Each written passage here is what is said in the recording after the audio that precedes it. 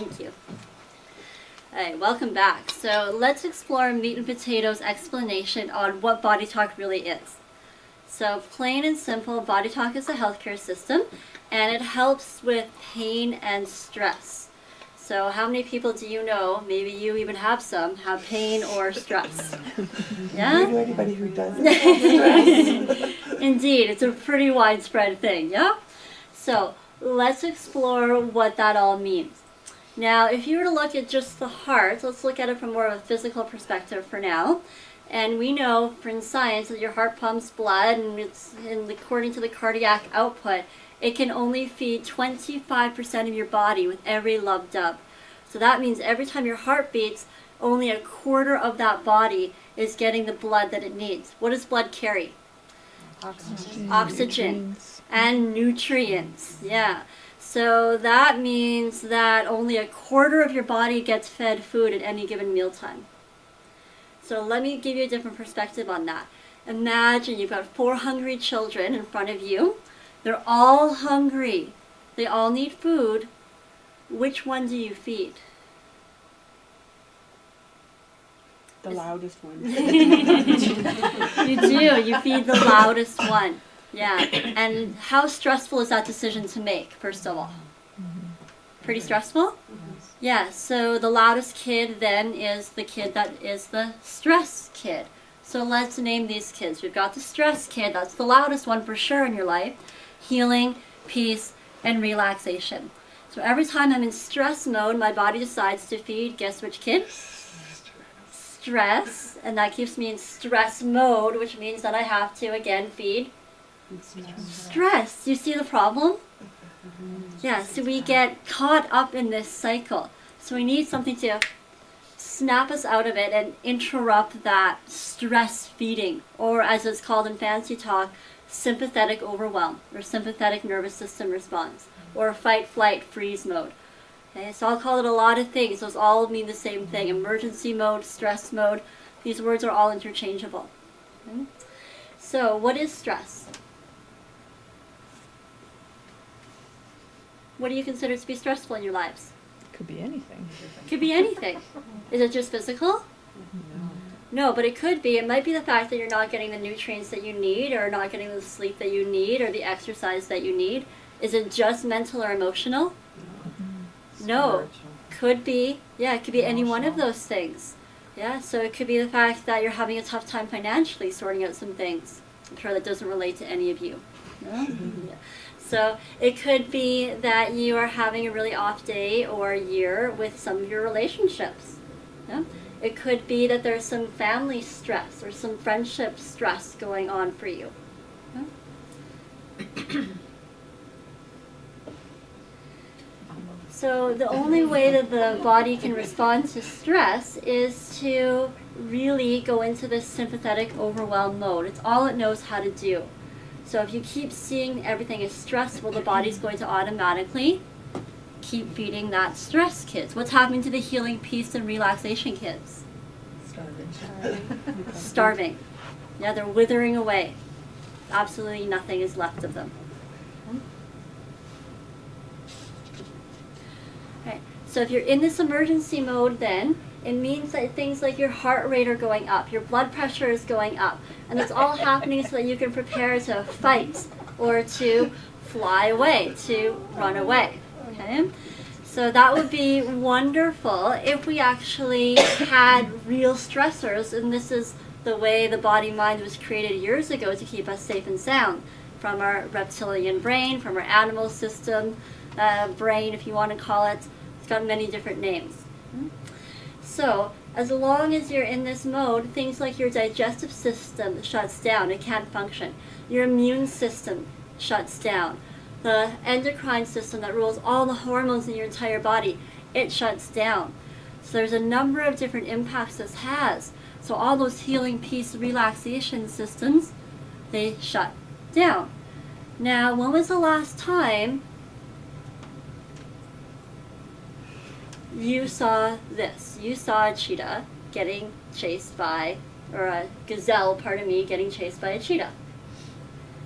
Yeah, we don't live in this world anymore, but our brains still think that it does. So when you get cut off in traffic, the brain doesn't know how to decipher that from being different than a cheetah chasing you and your very life at stake. So it feels a lot like you're in this mode. Now imagine that you are the gazelle for a moment. You're doing your favorite thing, you're peacefully eating your meal, you've got your twigs and your grass and your leaves, and you're really enjoying it, whatever gazelles eat. And then you catch the scent of the cheetah off in the distance. So you are off for the race of your life, you narrowly escape.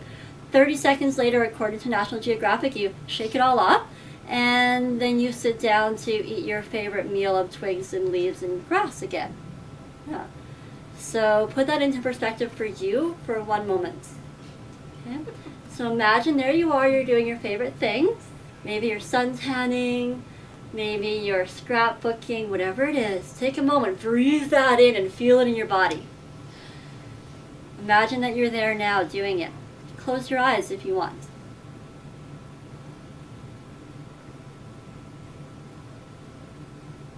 So feel the warmth of the sun on your skin.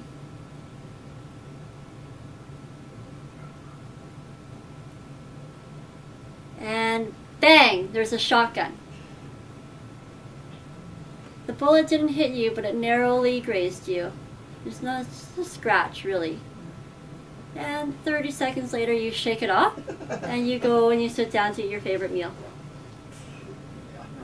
Probably not. No, it doesn't happen that way. Yeah, humans are a little different than the rest of the animal kingdom, which by all standards seems to be pretty intelligent. Yeah? Okay, so what do we do different as human beings? Phone everybody we know and tell them all the story. We phone everybody we know and tell them all the story. If they're not home, we Facebook it. Yeah? We Twitter it, we Instagram it. There's pictures, I'm sure, of the event, or if not, we find something that looks like it to replicate the event, to make everyone understand exactly all of our drama. Yeah?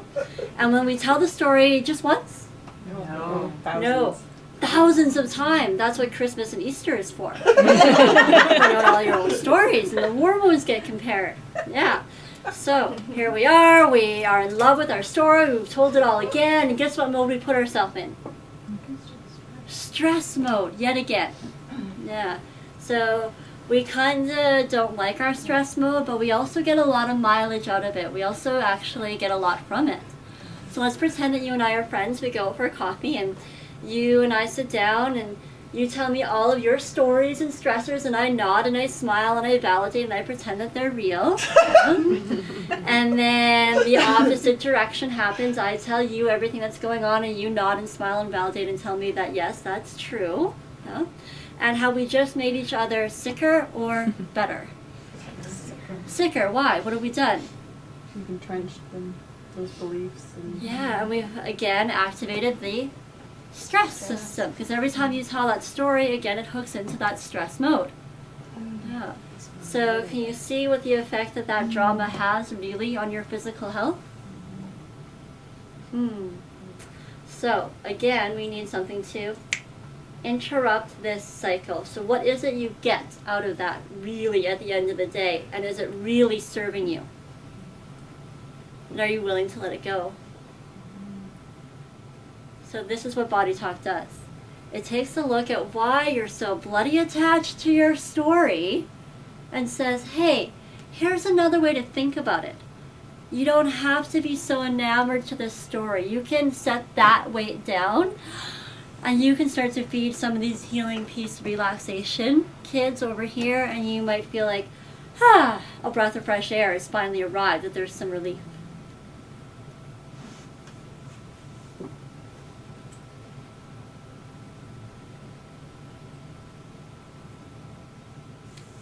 Animals know how to do this really well.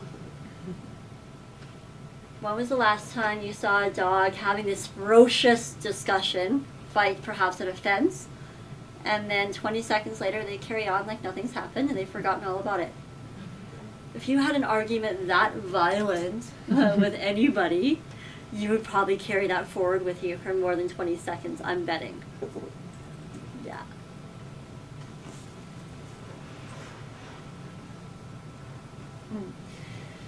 So as long as we're stuck in hanging on to our stories, the body cannot heal. We get mired into illness. We get mired into disease, whether that's immune system disease, degenerative diseases, neurology diseases. There's some form of disease or symptom. High blood pressure, heart attack, you name it. The list goes on and on and on about all those different diseases. All we have to do is find a doctor. They can show us the compendium that's been sorted. There's manuals upon manuals of labels and disease processes out there.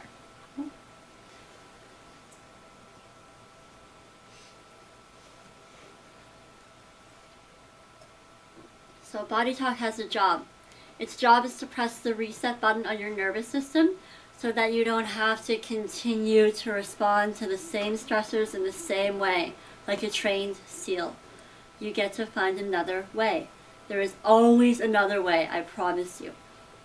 So this is our job. We're going to hit the reset button. You know, like on your computer, when you give your computer too many things to do, and it goes, but it kind of chokes. Especially if you are still using a PC. I really like Macs. They don't pay me to say that, but they probably should. So the reset button is designed to interrupt that connection to stress and start to get some blood and nutrients going into some of these other ways. So BodyTalk literally does that by highlighting why you're so attached to your story and then tapping. We tap over head and heart. Now we find that works really well to interrupt the story. There's a lot of quantum physics science behind it all. If you're intrigued, I really recommend Dr. James Oshman's work. He wrote a book called Energy Medicine. I've got it actually. You're welcome to borrow it, any of you that are here. And if you're listening to this somewhere else, then come on over and find me and I'll be happy to lend the book to you. The science is really shown, though, that it's set up a soliton kind of a wave, which is the same kind of a wave pattern behind a tsunami, which we're all pretty familiar with.